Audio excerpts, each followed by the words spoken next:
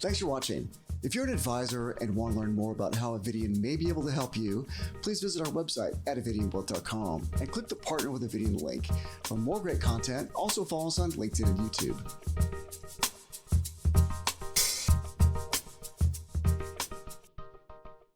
I'm Jim Atkinson, Managing Partner for Avidian Wealth Solutions. Today I'm speaking with Preston Snow, a senior wealth advisor who built a very successful career working at the bank channel, but just a few years ago chose to make the leap to independence. Today we'll discuss how he was able to move successfully and what role Avidian may have played in that move. Preston, good to see you. Great to see you, Jim. I think there's 4 areas that folks might find interesting, kind of unique to your situation coming out of the bank channel. For one, you spent 17 years in the same bank. So momentum can be very powerful. I'm curious as to what was the motivation to seek, I guess, employment elsewhere. Second, how do you find a partner? Where do you start? So there seems like there's so many options out there these days for folks like yourself. 3, the banks have gotten very good at tying your clients to bank product, bank services. How were you able to migrate those clients out? Because you did a very good job at it, and you had a very successful transition. And after your first 12 months, you had built a lot of momentum, and you've since then grown your book quite a bit. So I think folks might be curious to hear about that. So take me back at this point. Say you're spending some period of time in the bank, obviously not 17 years, you started before that, and maybe started looking around. So take me back and talk a little bit about that. Yeah, sure. Thankfully, I didn't have any events or major issues that were the catalyst to look around. It was just more reflecting. I was, maybe early to mid-career, and just wanted a renewed sense of conviction that I was serving people in the right place. So I just felt like I owed the due diligence to my clients and to myself that I was serving people in the right location. And so that was really the start of the process, was just to start accepting calls from recruiters, just so I can compare and contrast what was out there and what was happening at other firms versus what was available at my firm. So most recruiters calling are calling from wirehouses or maybe other banks, mostly FINRA firms. Is that who was calling you? That's right. Yeah. Yep. All the Wall Street names. Sure. So at some point in time, you stumble on RIA, but I'm curious, you're taking these calls from the Wall Street shops and you're not at one today. So obviously there was a reason you chose not to go that route. That's right. Yeah, it was a healthy process, and I'm glad I did it. And it took some time and a lot of conversation, but I wanted conviction where I was going. Or to stay where I was, and that was part of the process. But I had a mentor tell me early in the process. I'd confided in him what I was doing, what I was analyzing, and he said, "Well, Preston, it's in these types of environments, it's best to not leave something, but to go to something." And boy, those were wise words, and it really changed my thinking of saying, "Hey, I've got one shot at this career. How do I make this as great as possible?" So when you looked at those other banks and wirehouses, what did you feel? More the same?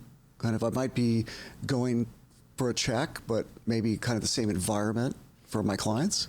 I ultimately landed at that conclusion. There were some, subtle pros and subtle cons from firm to firm.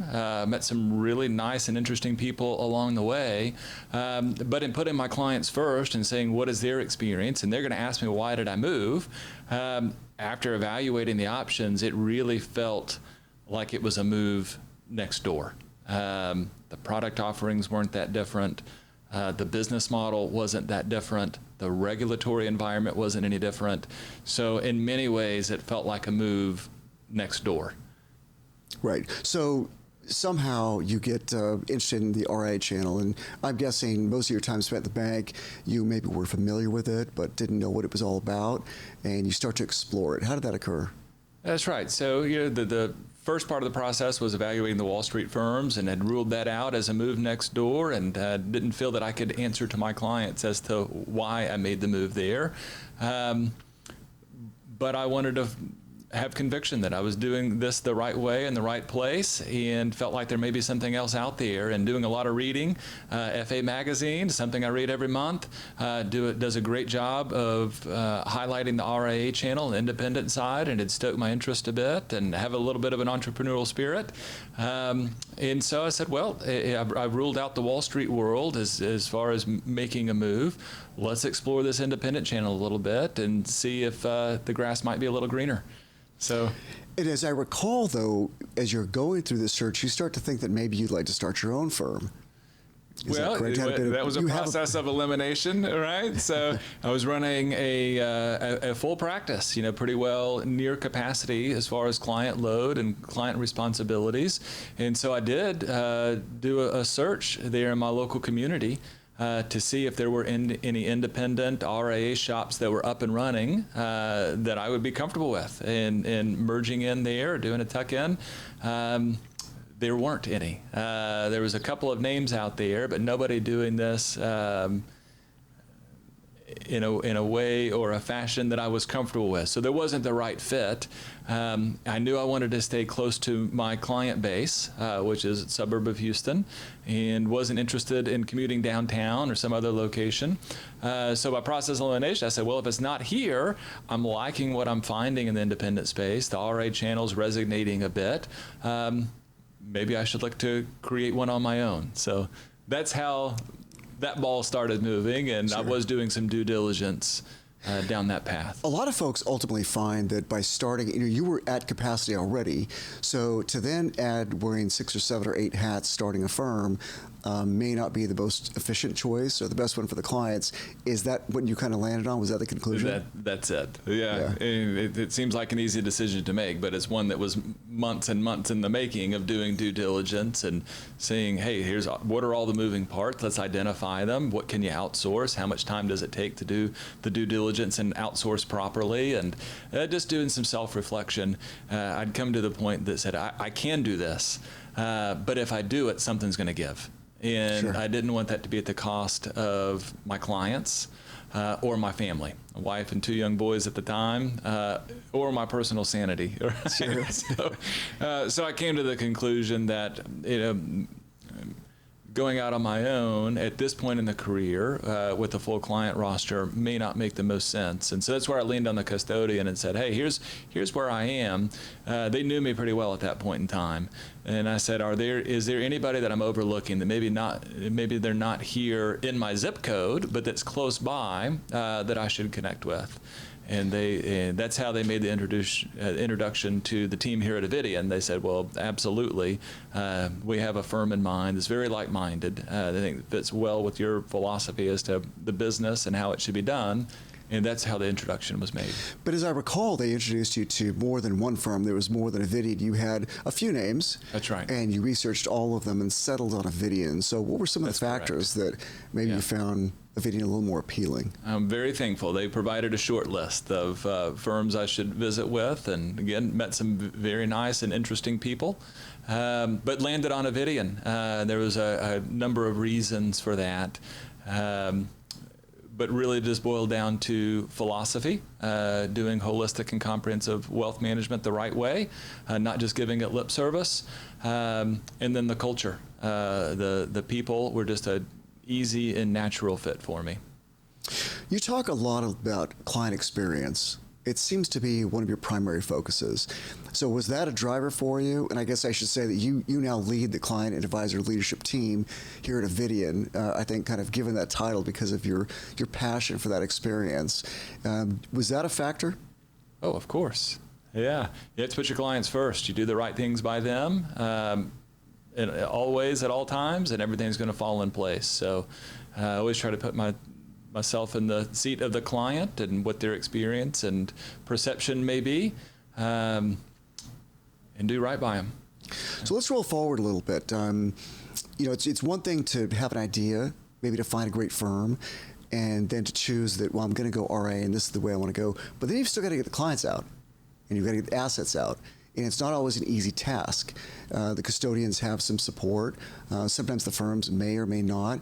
and they always have a little bit of work to be done. And I think yours was not without some challenges. So can you talk about that just a little bit? You bet. Yeah, that was just part of the due diligence process. Once I'd made the decision, hey, this looks like a path I'm ready to march down. And then you kind of switch to the operations and logistics as to how do we move, what felt like a mountain to me, $200 million over a number of client relationships. How do we make this work as efficiently as possible? Right. So really digging in, leverage the team here at Avidian. Very thankful there's a robust transition team that had been through this a number of times before, that rallied around me, guided me through questions that I hadn't quite thought through just yet. And our custodian did the same. They've done this dozens or hundreds of times, and so benefit from the experience of each and every one, and they were able to bring that to the table. And one of the things you avoided, though, as an advisor, which was smart, is you didn't put your clients in proprietary product. Is that correct? Which made this easier, because proprietary product oftentimes is not transferable. But the bank had done something smart. They had taken a lot of the household names, the other mutual funds, and they had set up QSIPs and funds that were not held at the custodians. Yes. That created a little bit of work, didn't it? Yeah, it did. That's just part of the operations and logistics and things that we had to think through. Of course, the firm where I was before was big on proprietary products as part of their offering, and I had very limited exposure to them. It's a hurdle that I could have jumped over if I needed to, but this wasn't part of my experience. I just had limited exposure there. But you're right, they did some crafty things as far as share classes, etc., from some powerhouse mutual fund names that you would think you could hold anywhere. And this is part of what I told the Avidian team and part of what I told the custodian was, guys, I'm fine with surprises so long as they're pleasant surprises, right? So I want to look at this from every angle so that my clients have the smoothest and best experience possible. And so we turned over every stone, and part of that was looking at every QSIP, every ticker, to make sure that that could easily be transferred from where it was to where we wanted to go. And in that process, you're right, Jim, there was about a dozen tickers that we were surprised to find after preliminary research that they couldn't move. And some of your biggest positions, as I recall. That's correct. Yeah. That's right. But we didn't want to take no for an answer, right? And so thankfully the transition team here at Avidian, as well as the custodian, were willing to go to bat. And it made a meaningful difference. We were able to narrow that list of non-transferable securities from a dozen or more.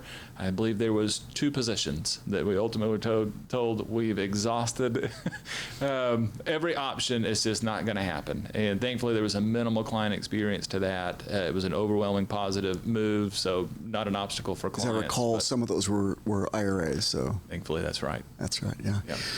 So you made the transition year one within your first 12 months.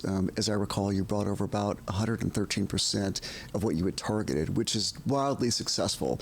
So I'm curious, what do you attribute that to? The story. Yeah, the reality of the story in leading people to something better. And I think that I had just done so much due diligence that I fully believed in my heart that this was the right thing to do for clients. And I think that just poured out of my heart and through my mouth and landed on clients the right way, and communicating to them why I made the move and why I felt that it was better and different for them. It resonated. And in hindsight, I think that's a big part of what made this work, and the whole process that I went through, process of elimination, to where it really felt like I wasn't leaving something, I was going to something, and I think clients just embrace that. Besides the client experience, there's the advisor experience. And you've talked about this quite a bit in internal meetings that, shockingly, a bank as big as they are didn't have the technology for the advisors that we have here at Avidian. Can you talk about that for a second? Because nowadays, technology is pretty important for advisors to run efficiently. You've got to have it, and you've got to have the best technology. And as I recall, as an advisor at the bank, you had your own spreadsheets. You were trying to recreate some technology and get access to things that you just didn't have access to. That's right.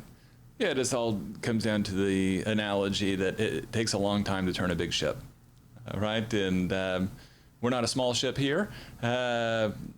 but it's much easier to turn our ship than some of the big ones, right? So there's a lot of great technology out there. The industry's scaling, and some great programs are accessible to firms of this size.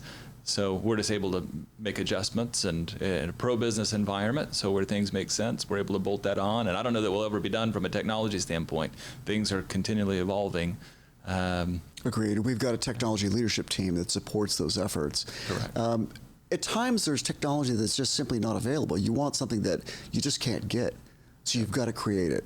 That's and right. you were part of a team that actually did that and created a product called Advisor Insights. And that was driven from a desire as an advisor to have more transparency in your book and be able to manage it as a business and be able to get more data than you can get, say, out of a portfolio management system like Orion.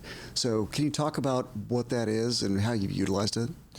Sure. Yeah, it's just all built around the concept: are you running your practice, or is your practice running you? So we want to run a efficient practice, and we want to raise the ceiling, right, and reach new heights. And so very few good things happen by accident. So it's just us being purposeful. And this Advisor Insights series is just centered around best practices around practice management. All right, so collaborating, we've got a lot of seasoned advisors here from various heritage Wall Street type firms who are able to come together and cross-pollinate ideas. So the Advisor Insights is just a best of there, where we get transparency as to what the books look like from a pricing standpoint, from a size of relationship standpoint, and work to make things as efficient as possible. So let's talk about your growth. You're one of the fastest growing advisors. You've got a small team. Can you maintain that growth rate? And knowing that your client experience is paramount, can you maintain that? Well, we're going to try.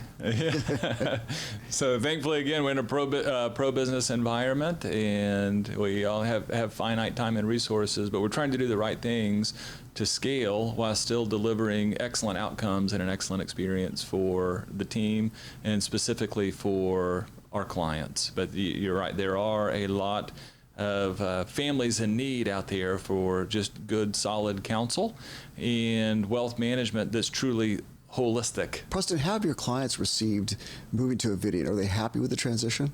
Yeah, I believe so. We're in the trust and credibility business, so we're constantly looking to maintain and build that.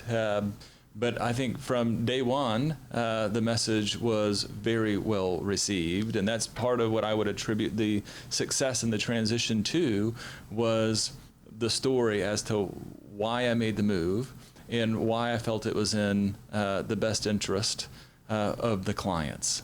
And then we've just delivered on that for the last number of years since we've made the move. But from when the clients accepted a meeting saying, hey, we understand you moved and we'd like to hear more about why and what it might mean for us,